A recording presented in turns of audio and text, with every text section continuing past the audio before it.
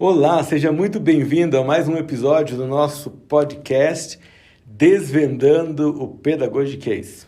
E nesse podcast, hoje eu tenho um convidado especial, faz parte da nossa equipe Alicerces, o Felipe Carota. Tudo bem, Felipe? Tudo bem, André. É um prazer estar aqui com vocês. Seja muito bem-vindo. O Felipe hoje está visitando aqui a nossa sede, a sede de uma das editoras que é uma das parceiras que produz o material.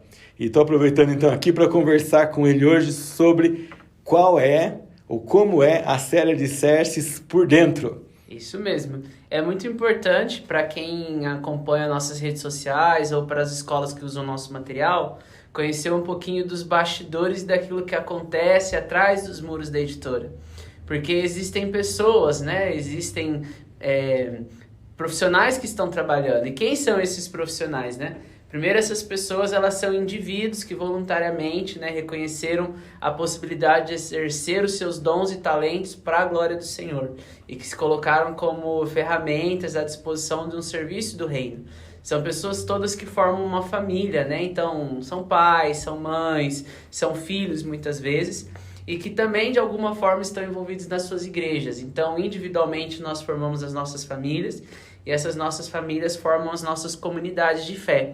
E essas comunidades de fé servem às editoras, né? A editora Cristã Evangélica, a editora Princípios, que forma aí o grupo Alicerces, e consequentemente serve vocês, né? Que em todo o Brasil, espalhado até por diferentes regiões do mundo, têm sido alcançados por essas pessoas, né? Então, pra gente, pra mim, como coordenador pedagógico do Fundamental 2 e parte da equipe, é um prazer servir primeiro a Deus, junto com a minha família, servir a minha comunidade de fé e, através dos meus dons e talentos, servir vocês através desse conhecimento. Isso é muito importante, porque vocês não estão lidando com material que as pessoas que produzem são teóricos ou gente que está isolado numa salinha trancado para produzir o material. Não, todos os membros da nossa equipe estão envolvidos com o serviço cristão na prática, em alguma instância de ensino cristão, ou na escola, ou no preparo de educadores, ou dando aula em diferentes instituições. Nenhum de nós está por conta de criar material ou de pesquisar e criar material. E nenhum de nós também cria um material que está longe das nossas convicções ou da nossa prática pessoal. Então esse ponto é muito, muito importante. E é importante principalmente, André, no que se refere à aplicação do material em sala de aula ou com uma família homeschooling. Porque essa percepção do professor, ou do pai, ou do educador, ou do palestrante, ele traz essa proximidade entre o mundo como ele é hoje e as necessidades que nós temos de serem trabalhadas. Então, todas essas necessidades do mundo atual, como a inteligência artificial, como se portar em relação à construção ou desconstrução da linguagem, vão passar pelo que a Bíblia diz sobre isso. Então, quando a gente vai procurar o fundamento desse mundo que nós vivemos à luz das Escrituras, ou nós vamos encontrar um princípio sendo aplicado e falar, uau, olha que interessante, jamais imaginava que a Bíblia falasse sobre inteligência artificial. Ou a gente vai encontrar a distorção de um princípio e falar, nossa, foi aqui que nós caímos. Precisamos pedir perdão ao Senhor, pedir que Ele perdoe os nossos pecados, restaure a nossa nação, para daqui então em diante a gente caminhar e voltar aos princípios como o Senhor tinha. Então isso é muito bacana para restaurar princípios e para realmente consolidar os alicerces da nossa nação. Deixa eu agora fazer o papel de alguém de fora do material e fazer algumas perguntas para você. Então você que está ouvindo a gente, talvez algumas perguntas que eu vou fazer para o Felipe tenham a ver com alguma dúvida que você teve quando olhou o material no site, numa propaganda, talvez de um filho de um amigo seu, ou você que o seu filho usa, compartilhou com alguém. Então vamos pensar algumas coisas aqui. Esse material, Felipe, você falou sobre que ele leva qualquer assunto para a Bíblia, mas ele usa só a Bíblia? E a parte acadêmica? Como é que a gente faz um equilíbrio nessa série entre a parte bíblica e entre o conhecimento acadêmico? E para a gente, né, da série Alicerces, a gente faz diferença nisso? Fala um pouquinho disso pra gente. O principal, assim, que a gente precisa entender, e você falou sobre os teóricos que ficam nas suas gradezinhas produzindo material, é que todo mundo fala muito de inovação, mas se esquece da tradição. Então, quando você parte da soberania de Deus sobre todas as coisas, você entende que Deus se comunica com o homem. Ali há um processo de uma linguagem sendo construída. Isso. Você entende que Deus criou um mundo com uma diversidade de animais, de plantas e de seres viventes. Ali estava a ciência. Você pega que o próprio Deus do sétimo dia descansou. Então ali estava uma ideia de contemplação, por exemplo, do ensino religioso das belas artes. Então a série Alicerces, ela parte da Bíblia como a verdade. E aí, a partir da verdade, a pesquisa acadêmica, os teóricos, os grandes nomes da ciência, os grandes nomes da arte, os historiadores, as fontes históricas, os diferentes tipos de patrimônio, os geógrafos, os mapas, os cartógrafos, eles vêm para mostrar esse Deus criativo que distribuiu criatividade ao homem para o exercício de dons e talentos. Ah, Felipe, não quer dizer que a Bíblia é favorável a sistemas totalitários como a União Soviética, ou que então Deus permitiu que governos nazistas e fascistas se levantassem? Sim, a soberania de Deus estava através desses regimes, mas eles se levantam para mostrar o quanto a nossa humanidade caminha para o pecado quando estamos distante de Deus. Então, quando o meu aluno abre o livro e vai fazer uma pesquisa acadêmica sobre esses conteúdos atuais, esses conteúdos do século XXI, ele vai sempre raciocinar e ser convidado a renovar a sua mente e trazer a palavra de Deus para o centro daquele conteúdo. Então a gente não estuda o conteúdo para descobrir a verdade, mas a gente estuda a verdade e encontra esta verdade em todo o conteúdo estudado. A gente pode dizer que então essa parte produz um discernimento, e de posse de discernimento esse aluno é mais livre para ler sobre o mesmo assunto de outras fontes, porque ele vai conseguir avaliar o que é verdade e o que não é, certo? Com certeza, e a gente sempre fala que o aluno precisa ser capaz de construir o gráfico T, né? Então, nesse gráfico T, ele vai ter primeiro uma abordagem de uma cosmovisão cristã sobre aquele assunto. E depois ele vai ter uma visão humanista sobre aquele assunto. E aí ele vai ser capaz de raciocinar e obter por si mesmo, a partir daquilo que ele foi tocado pelo Espírito Santo e a sua mente foi iluminada, o seu temperamento foi corrigido, né? A sua mente passou por um processo de transformação. E ele vai então, de fato, discernir e dizer, realmente, isso mostra a capacidade que Deus utilizou essas pessoas para revelar a sua glória. Ou não, este acontecimento ou essa ciência foi produzida ou está sendo exercida para destruir aquilo que Deus fez. A gente vê isso hoje no mundo, né? A ciência sendo utilizada muitas vezes para destruir até a própria imagem do homem, né? Destruir a imagem de quem o homem é, de como Deus fez a gente enquanto seres humanos. Então, onde Deus está no meio disso tudo? Ou será que o nosso pecado está tomando conta dessa geração e a gente precisa então criar alunos e educar crianças para que elas percebam o quanto nós precisamos da redenção e quanto nós precisamos de perdão para que o reino de Deus venha. E como a gente ora, né? Na oração do Pai Nosso, que o reino dele realmente chegue e seja estabelecido. Muito bom. Tem uma outra pergunta também que é assim, a série Alicerces por dentro, ela é igual às outras? Vamos imaginar, eu sou um professor de história e estou ensinando faz 10 anos, estou acostumado com os materiais didáticos, as propostas que eles têm. E aí, de repente, eu vou começar a trabalhar numa escola cristã e ela vai adotar a série Alicerces. Então, se eu olho para a série Alicerces como professor, eu vou enxergar alguns desafios? Você podia dizer pelo menos uns 2 desafios que você pensa que o professor olha para aquele material e fala, puxa, às vezes até diz, está faltando isso, está faltando aquilo, nossa, não tem isso. Mas na verdade não é que está faltando e não tem, é que é diferente. Você consegue falar um pouquinho disso para nós? O primeiro desafio é você mudar a sua prática educativa, porque nós passamos por um processo de doutrinação na universidade enquanto docentes em sala de aula, que a academia ou academicismo, eles parecem se sobressaltar como mais importante. Então, a gente sempre fala do currículo, da filosofia e da metodologia. Então, o nosso material, ele é um pilar do currículo. Então, ali eu tenho português, matemática, história e geografia. É a pista de corrida que orienta onde o nosso aluno vai chegar. Então, até o 9º ano ele vai aprender equação de segundo grau, álgebra, colonização do Brasil, sistema reprodutor, sistema circulatório. Esse é o currículo. É onde esse aluno vai chegar até o final do 9º ano. A metodologia muitas vezes são as ferramentas que o professor vai usar. E na universidade a gente acha então que as metodologias ativas, os métodos modernos, os métodos atuais, eles são os principais. Mas nada adianta você ter um currículo e bons métodos se você não tiver uma filosofia, se você não tiver o porquê você faz o que você faz. Então, o primeiro ponto é a gente mudar a nossa perspectiva enquanto educador, porque nós temos uma filosofia e nós temos uma intencionalidade. Não existe neutralidade. E se não existe neutralidade, o segundo desafio é o seu posicionamento enquanto professor. Você precisa se posicionar não como um historiador cristão, mas como um cristão historiador. Eu não sou um professor cristão, eu sou um cristão professor. Então eu sou primeiro alguém que voluntariamente convidei Cristo a morar no meu coração e levo este amor que preencheu o meu coração para a sala de aula, para também preencher o coração dos meus alunos. Então esses seriam os dois principais desafios. Muito bem, olha, muitos dos nossos ouvintes são pais. E eu queria perguntar para você nessa mesma linha.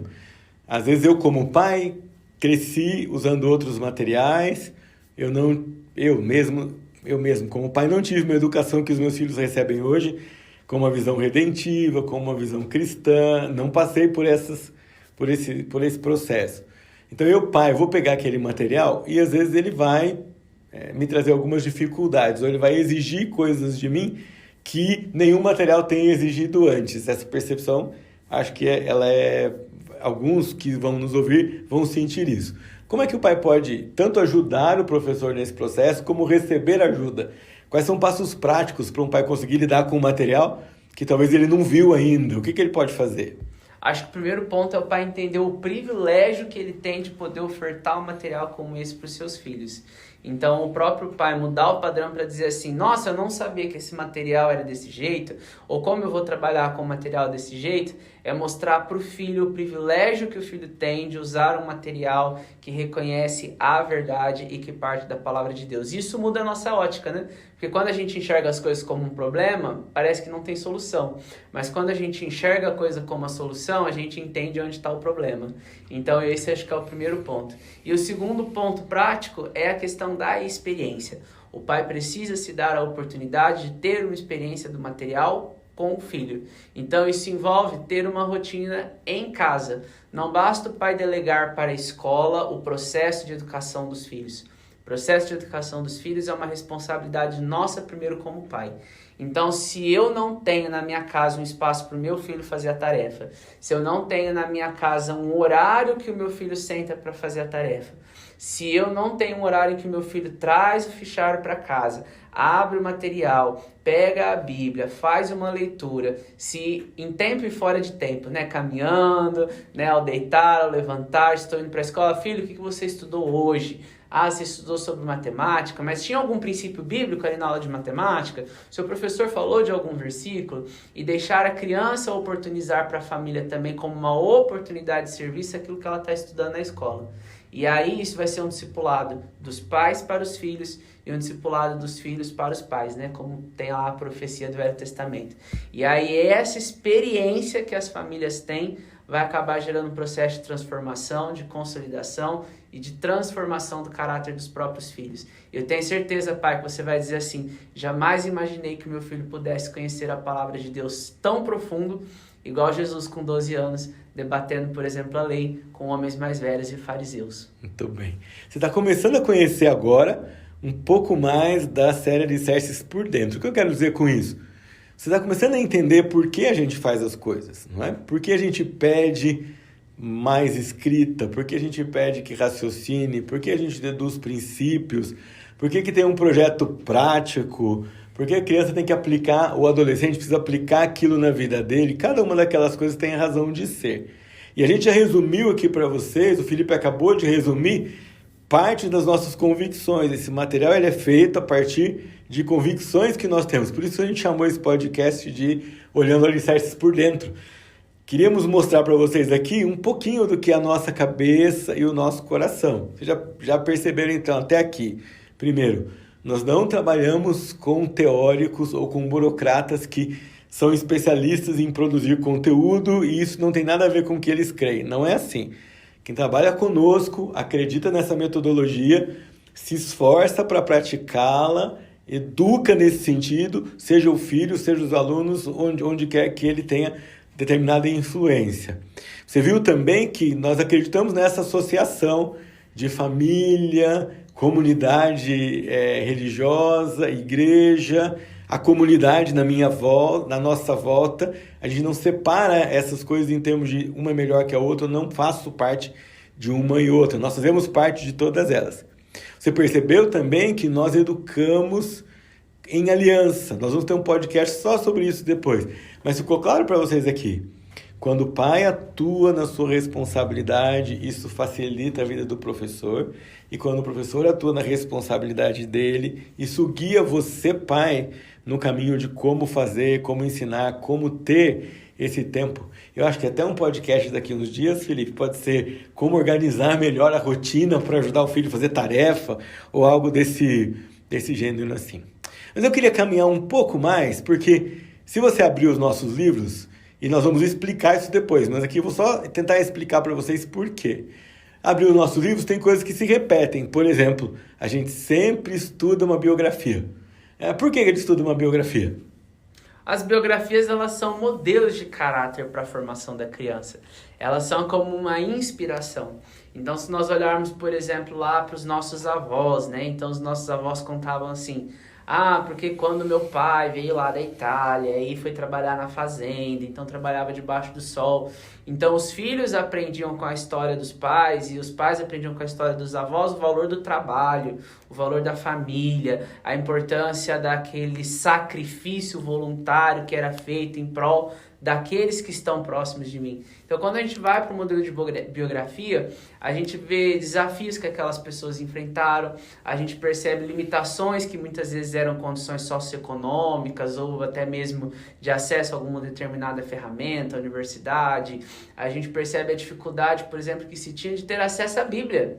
Né? Muitos dos modelos de biografia que estão propostos no nosso material são de pessoas que queriam conhecer a Deus, cultuá-lo livremente, estudar as Escrituras, mas eram proibidos por uma ação ou por uma política ou até mesmo por um império, mas mesmo assim eles empenharam a sua vida para manter o Evangelho e para que esse Evangelho fosse comunicado às próximas gerações.